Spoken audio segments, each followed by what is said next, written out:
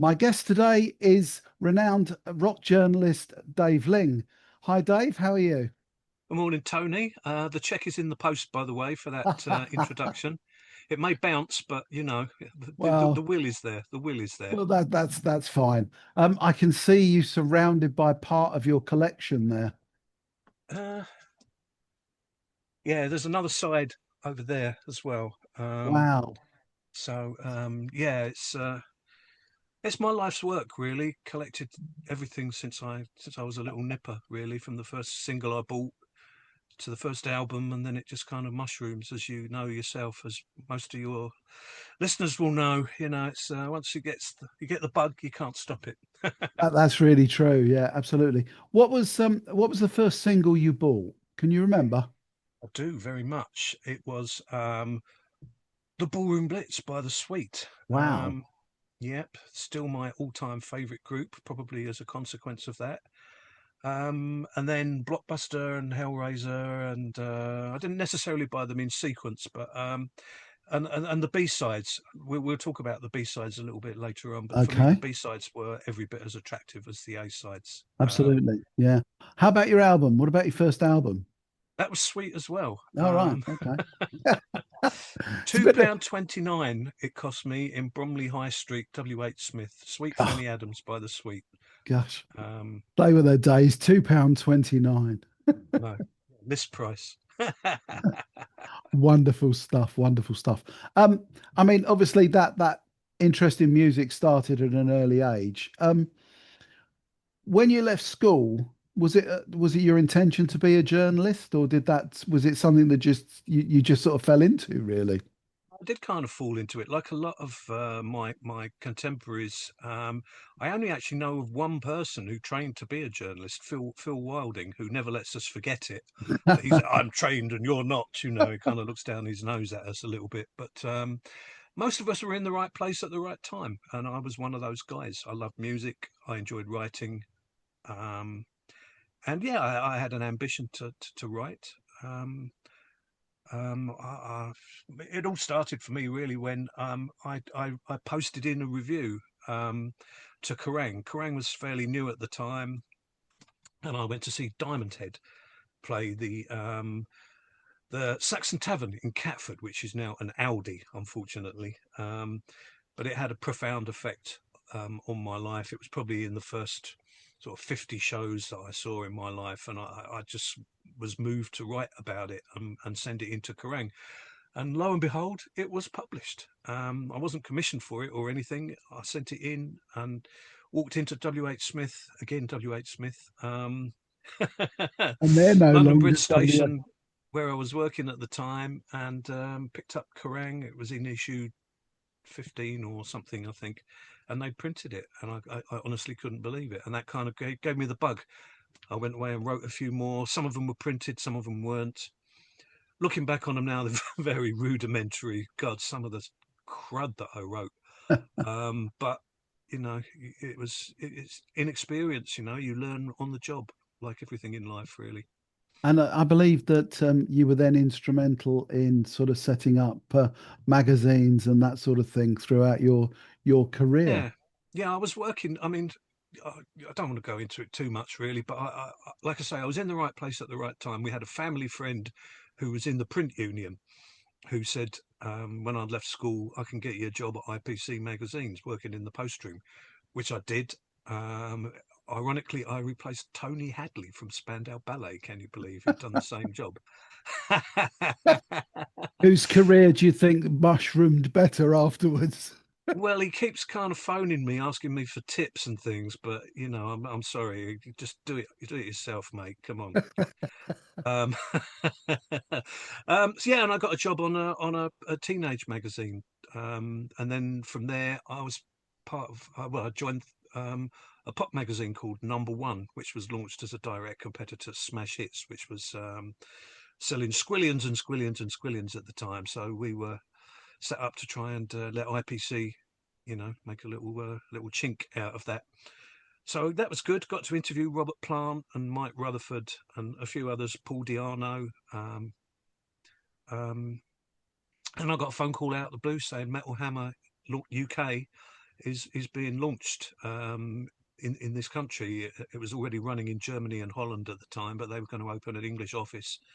And was I interested in going to meet the editor, which I did, and the rest is history. Really, I learned everything about what not to do working at Metal Hammer for the next 2 or 3 years. Um, Honestly, I should write a book about that. But I, anyway, I'm, I mean, yeah, I've had the opportunity to speak to you on many occasions, and you definitely should write a book. trouble is, my memories are not that great, really, Okay. in terms of accuracy. I've got great memories, but Yeah. it, it was a bit fuzzy around the edges. There was a lot of drinking going on at the time. I was never a drugger, but there was a heck of a lot of drinking going on at the Okay. time. And Yeah. yeah, it does things to the little grey cells, doesn't it? I suppose it does. Yeah. So um, that sort of leap into rock journalism has probably taken you all over the world, hasn't it? On tour with some bands. Yeah, it has. Yeah, I've been very lucky. It doesn't really happen anymore, No. especially for freelancers now. But God, I went to Jerusalem with Paradise Lost, which was, absolutely incredible. Went to the Dead Sea, and now when you see Jerusalem on the TV with the camera overlooking the valley and all those houses, it's quite strange to sit there and think, well, I stood there, and Paradise Lost were having their pictures taken there. And Paradise Lost I saw all over the world: San Francisco, Germany. Sepultura were another band I travelled a lot around the world with. Um, um, yeah, America, I used to go 15, 20 times a year, which is not a lot by some standards of some writers. But um, I even turned down, I think I might have told you this, which is quite embarrassing. I turned down a trip to Australia to see Winger, who I loved at the time, absolutely adored. But I turned it down on the grounds that I already had a plan for that weekend. I was going to see Crystal Palace versus Southampton. Oh, priorities, priorities, You believe priorities. that? I mean, especially in the light of what I'm just about to say. But at the time, I wasn't going to miss. Actually, sorry, it was Manchester City. It was Manchester City we were playing at home. Um, and I had a season ticket. And I thought, no, there'll be chances, lots more chances to see a winger, and there were, but not the chance to see them, travelling in the van with them. It involved stopping off in the Far East, and it would have involved being away for a whole week, really, Yeah. and Yeah. spending a lot of time in Kip and Reb's company. But in the end, I thought, no, I'm going to go and see Palace Man City, and they beat us 3-0. Oh dear. Uh, Oh dear. and I'll never forget it, not getting on the train at Norwood Junction, just thinking, what a stupid bastard I am. I Yeah. could be I could be with across the myself. other side of the world now. But of course, that's another love of your life, isn't it, Crystal Palace? Well, we won't go into that too much. Did I mention we won the FA Cup when I saw you last? You did, And and and the, I thought it was appropriate to give you the opportunity to mention it again. you did. You set it up like a salmon at the far post, Yeah. not it in the far corner. But of course, And the you've Charity added, Shield, of course, well, last yeah, I was weekend. just going to say you've added another piece of silverware since then. Yeah, it's getting boring now. I know. Yeah, every time you go to Wembley now, you win. Perhaps we ought to tie you up there for the England games. Yeah, I think so. Maybe that'd be good. Anyway, back to the music. Yes. I mean, you've got a huge collection behind you. Have you got it sort of all catalogued and indexed Yeah. and Yeah, it's all alphabetical and chronological. wow. Hawkwind, Head Swim, Heaven and Earth, Halloween, uh, Marco Hiatala, the former bass player from Nightwish, House of Lords, Iron Maiden, right down to, and there's another that's down to S down there, and TUWXYZ, and some of the CDs are on the other side. Wow. Quite a collection. So, let's go back to that first band that really intrigued you, and that was Sweet. And I think that's one of the tracks you're going to pick for us today, isn't it? Yeah, like I said, the B sides for me, much as I love the A sides, like everyone loved the A sides, um, flipping them over was just a revelation. Songs like Need a Lot of Loving, Own Up, Take a Look at Yourself, just incredible songs that the band had written and played on. Quite often they weren't actually allowed to play on the A sides, which I'm sure some people will know. Brian Connolly sang live in the, well, not live in the studio, but Brian sang in the studio, and they used session guys in the early on the early records. But yeah, and then I went and bought Sweet Fanny Adams, like I say, and that changed my life. I'll never forget putting the needle down on the first track, "Set Me Free," in the living room on the family gramophone, and just just going. It was so heavy. It was such a brilliant riff. It was such a great song. And yeah, I just never got bored with them, really. I still go and see them live. Well, we saw them together a couple of weeks We ago, didn't did. we? We stood and watched them at Made of Stone, and what a great show that was. Andy Scott, what a trooper that guy is. I'm Yeah. so full of respect for him to keep doing what he's doing at his age and with all his health conditions, but he just loves it too much to stop. Yeah, So more power to I him. mean, I guess it's probably one of those situations that, that's what's keeping him going, really. Absolutely. In an interview I did with him, he said it will kill me being on the road. He said, but it will kill me to stop. What I, else am I going to do? So I had a similar conversation with Graham Oliver recently, who, he's sort of suffering with Parkinson's and reckons, he's probably got 2 or 3 more years before he hasn't got control enough to play guitar. But he said, if I give it up, that's the end, really. yeah, no, absolutely. I know. I was at that gig with you in Hastings, You and certainly were, I yeah. was really, really proud of how he played. To the look Mhm. on his face, the joy he was getting from doing that, it was quite Yeah. heartwarming. Yeah, it was really nice to see sort of him and Paul Quinn side by side there doing it, wasn't it? Yeah, Mm. absolutely. So, what's your first pick for us then, Dave? We burn on the flame. One of the B sides. Um, to me, it's in the top five rock songs of all time. It's commercial. It rocks. Brian sings brilliantly on it, and the band wrote it. So it was an early sign that they kind of had what it takes without the songwriters and the producers and the team behind them. It was a proof that this was a band that could do it. Um, and it surprises people. People say to me, "What do you like about Sweet?" And quite often I send them a YouTube clip of this song and say, "Well, just listen to this. This is what they can do. This is what they did. Um, they're just amazing." So I've kind of set Mm. that up quite nicely for you there, haven't I? You have, absolutely, yes. And I mean, I presume that over the years you've had quite a bit of involvement with the guys from Sweet, being able Yes, to yes. meet up Well, with them and chat with them and that sort of thing. I have, yes, mainly with Andy. I met them all. Um, I've actually got my copy of Sweet Fatty Adams. I've got signed by but actually it's not by all the entire band because I never actually did meet Steve Priest, but I did speak to him on the phone a couple of times. But I'm very proud that my copy of Sweet Fanny Adams is signed by three of the kingly foursome. So yeah. How about your second pick? Um, Quo have always been my number two, sometimes number one, depending on what was going on with either band. Um, they were the first live band I ever saw. I never saw Sweet, unfortunately, the classic lineup of Sweet, which I will regret till the day I die, especially as I bent my mum and dad's ear about me going to see them when they played Hammersmith in '78. I would have been 15. They just would not let me go. Um, so I never saw the classic lineup of Sweet. I only saw the three piece after Brian Connolly had left or been sacked or whatever happened to Brian.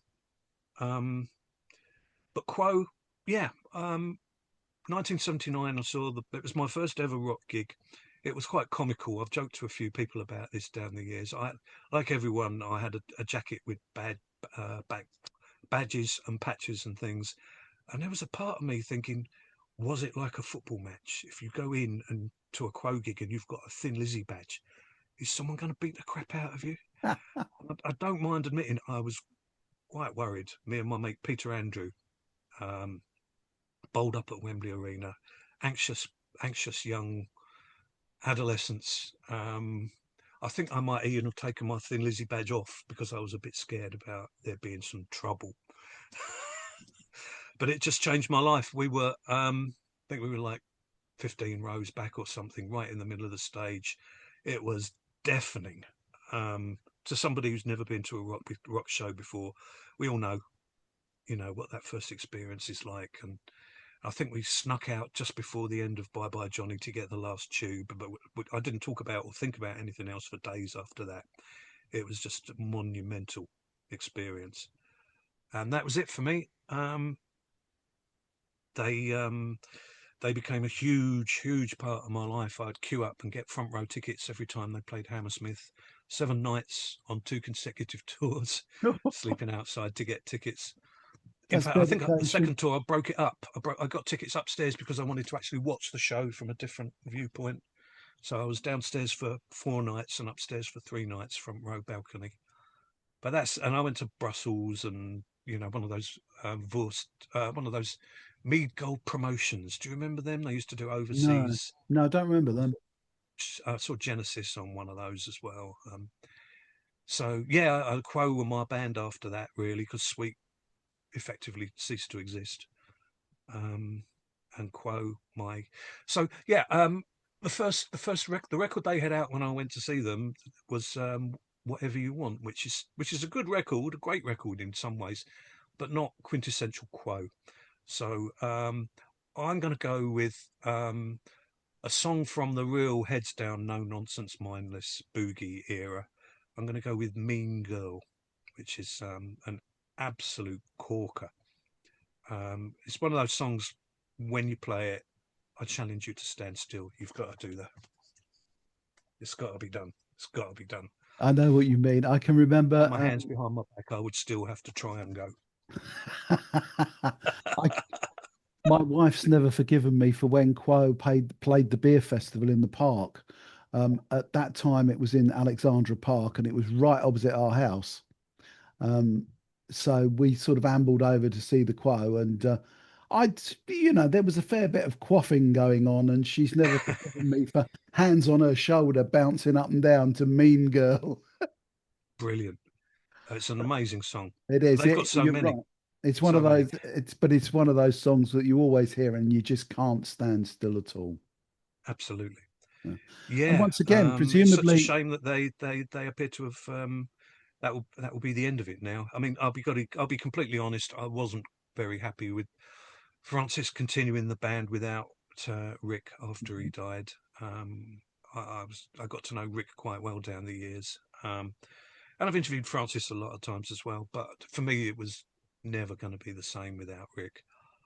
Um, but I think now they've even sold off all the gear. They've got to the point now where really, Francis is just doing these spoken word acoustic tours yeah, yeah, um, all over the country. Fair play to him, he's still putting in the miles. fair enough. But Yeah. Quo, as we know them or knew them, I think are definitely kaput. How about track number three then? Whitesnake. Whitesnake, I absolutely adored. To me, they were again one of those bands. I went to a few shows around that time. I was very lucky. I saw AC/DC with Bon Scott, 1979, Hammersmith. But at the same time, I saw Queen as well in 1979 at Lewisham Odeon. That was just unbelievable, really unbelievable. But Whitesnake for me, I loved David Coverdale's persona. He was one of the guys, um, and they felt like a band of the people for me. Maybe even more than Quo, which takes a lot of doing. I just loved everything about them. That Love Hunter album was the first album of theirs that I bought, and then I went back and bought the one before, and bought everything else as it kind of came out. Although, luckily, fortunately, in later years, I was lucky that as a writer, I would get sent them. So, but yeah, Whitesnake, I'll never forget seeing them on that tour.